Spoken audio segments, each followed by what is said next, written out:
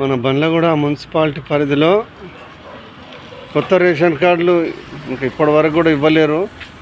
సంవత్సరం అయిపోతున్నది మన కాంగ్రెస్ పార్టీ గెలిచి. కాకపోతే పేద ప్రజలు ఈ రేషన్ కార్డు లేక, ఈ హెల్త్ కార్డు లేక చాలా ఇబ్బందులు పడుతున్నారు. కాకపోతే తొందరగా ఈ రేషన్ కార్డులు ఇప్పిస్తే మన కాంగ్రెస్ నాయకులు పెద్దలు నరేంద్రన్న గారు మరియు జ్ఞానేశ్వరన్న గారు, మరి కాంగ్రెస్ పార్టీ పెద్దలు చిన్నలు అందరూ మన రేవంత్ అన్నతో మాట్లాడి మన ఇప్పుడు ఈ సన్న బియ్యం వస్తున్నాయి. ఇప్పుడు పాపం పేదలు సన్న బియ్యము అందరికి ఇస్తారు. మాకు కూడా రేషన్ కార్డులు వస్తే మాకు కూడా వస్తే బాగుంటుంది అన్నట్టు ఆకలితో ఉన్నారు పేద ప్రజలందరూ, గండిపేట మండల ప్రజలందరూ. మరియు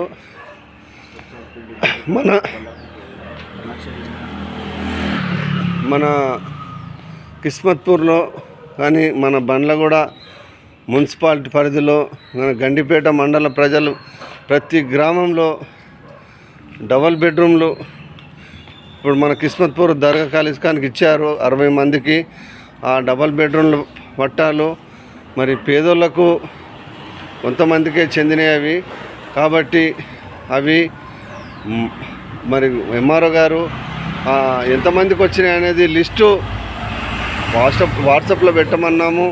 మరియు మున్సిపల్ ఆఫీస్ నోటీస్ బోర్డులో కూడా పెట్టమన్నాము. కానీ ఇప్పటి వరకు కూడా పెట్టలేదు. మరి ఆ పట్టాలు ఎంతమందికి ఇచ్చిర్రో ఏందో, కాకపోతే కొద్ది మందికే ఇచ్చినట్టుగా అనిపిస్తున్నది అది. కాబట్టి పేద ప్రజలకు అందరికీ అందలేవు. కాబట్టి ఇప్పుడైనా మన గవర్నమెంట్ ల్యాండ్లు ప్రతి గ్రామంలో ఉన్నాయి. ప్రతి గండిపేట మండల ప్రజలకు ఏ గ్రామంలో అయినా ఒక గ్రామానికి 500 మందికి ఇండ్ల పట్టాలు ప్లాట్లు చేసి 2006లో ఎలా ఇచ్చారో వైఎస్ రాజశేఖర రెడ్డి సీఎం ఉన్నప్పుడు అదే పద్ధతిగా మళ్ళీ ఆ 500 మందికి ప్రతి గ్రామానికి 60 గజాల స్థలాలు ఇస్తే మన కాంగ్రెస్ పార్టీకి పేద ప్రజలు రుణపడి ఉంటారు. ఇప్పుడు బీఆర్ఎస్ 10 సంవత్సరాలు ఏలింది. ఒక మనిషికి ఒక గజం జాగు కూడా ఇవ్వలేరు. కాబట్టి మన ఇంతకుముందు వైఎస్ ఎలా ఇచ్చాడో పబ్లిక్ కూడా అదేవిధంగా మన కాంగ్రెస్ పార్టీకి ఓట్లు వేశారు. కానీ అప్పట్లా కనిపించట్లేదు ఇప్పుడు. కాకపోతే ఇప్పుడు 500 మందికి ప్రతి గ్రామంలో 60 గజాల స్థలాలు ఇస్తే పబ్లిక్ చాలా ఇది ఉంటారు మన కాంగ్రెస్ పార్టీకి. మరియు ఈ పింఛన్లు కొత్త పింఛన్లు కానీ మన ఇంతకుముందు అప్లై చేశాము. ఆ పింఛన్లు కూడా 2,000 అని చెప్పి 4,000 ఇస్తామన్నారు. మళ్ళీ అవి కూడా తొందరగా ఇస్తే బాగుంటుంది. ఆడపిల్ల పెళ్ళి అయితే తులం బంగారము 1,16,000 ఇస్తామన్నారు అప్పుడు సీఎం గారు మీటింగ్లో. అవి కూడా ఇప్పుడు మన దగ్గర ఎంతోమంది మ్యారేజ్లు అయినాయి ఆడపిల్లలు అయ్యి, మరి అది ఇంకేమి ఇవ్వటం లేదు. అవి కూడా తొందరగా ఇస్తే బాగుంటుంది. భర్త చనిపోయిన వాళ్ళు ఉన్నారు, వాళ్ళు కూడా పింఛన్లు ఇంక ఇప్పటి వరకు లేదు. కేసీఆర్ పీరియడ్లో లేదు. మరి ఇప్పుడు కూడా సంవత్సరం అయిపోతున్నది. తొందరగా ఇస్తే బాగుంటుంది మన కాంగ్రెస్ నాయకులు ఈ పింఛన్లది. మరియు ఇప్పుడు మన దర్గా ఖాళీస్ఖాన్లో బస్సు రావట్లేదు కరోనా సంది. మన సాయిబాబా కాలనీలో కూడా అదే పరిస్థితి. బస్సు మన కోటి నుంచి హిమాయసాగర్ వరకు వచ్చేది 94K.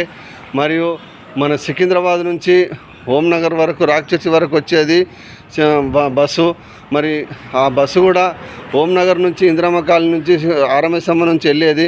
ఆ బస్సులు కూడా కరోనా నుంచే రావట్లేదు. రోడ్లు కూడా మంచిగా అయినాయి ఇప్పుడు కాంగ్రెస్ పార్టీ వచ్చినాక. మరి ఇప్పుడు బస్సులు అన్నీ ఆ కాలనీలకు బస్సులు వేయించితే మన కాంగ్రెస్ పార్టీ పెద్దలు ఆ బస్సు వేయించగలరని మనవి చేస్తున్నాను. మన్యమోన్ ఎక్స్ వార్డ్ మెంబర్ కిస్మత్పూర్. జై కాంగ్రెస్, జై కాంగ్రెస్. ఇంకోటి మన కాలనీలల్లో ఇప్పుడు డిఫెన్స్ కాలనీ కానివ్వండి, సాయిబాబా కాలనీ కానివ్వండి, యాదాద్రి కాలనీలో కానివ్వండి, ఇంకా వేరే మిగతా కాలనీలలో కానివ్వండి, ఇప్పుడు కొన్ని రోడ్లు అన్నీ అదే డ్రైనేజ్ కానీ వర్క్ కావట్లేదు. ఎమ్మెల్యే గారు ప్రకాష్ అన్న గారు దీని మీద దృష్టి పెట్టాలి. మరి మన ఈ రోడ్లు మొత్తము గుంతలు ఉన్నది. మన యాదాద్రి కాలనీ అయితే చాలా అధ్వానంగా కనిపిస్తుంది. సాయిబాబా కాలనీ కూడా, డిఫెన్స్ కాలనీ, మన ఇందిరమ్మ కాలనీ కూడా అదే పరిస్థితి. ఇవన్నీ తొందరగా ఈ రోడ్లు వేయించగలరని మనవి చేస్తున్నాను. ట్యాక్స్ రూపంగా ఎంతో డబ్బు వస్తుంది మన బండ్లగూడ మున్సిపాలిటీకి. కాబట్టి ఇప్పుడు వేరే కాలనీలలో కూడా బండ్లగూడ కాలనీలలో కూడా ఎన్నో డెవలప్ అవుతున్నాయి రోడ్లు. మన ఈ కాలనీలు దగ్గర 30-40 ఏళ్ళ సంది ఈ కాలనీలు లేఅవుట్ అయ్యి ఇండ్లు కట్టుకున్నారు. వాళ్ళు సొంత డబ్బులు పెట్టుకొని డ్రైనేజ్ చేస్తే కూడా మన సాయిబాబా కాలనీలో వాళ్ళకి ఇప్పటివరకు కూడా డబ్బు ఇవ్వలేరు మన కమిషనర్ గారు. వాళ్ళకు కూడా ఆ కాలనీ వాళ్ళు డబ్బులు వేసుకున్నారు కాబట్టి 5 లక్షల రూపాయలు ఏమైనాయి అంటే వాళ్ళకు అవి కూడా మన ఆ డబ్బులు వాళ్ళకు ఇప్పించగలరని మనవి చేస్తున్నాను. మన్య మోనెక్స్ వార్డు మెంబర్ కిస్మత్పూర్. జై కాంగ్రెస్, జై జై కాంగ్రెస్.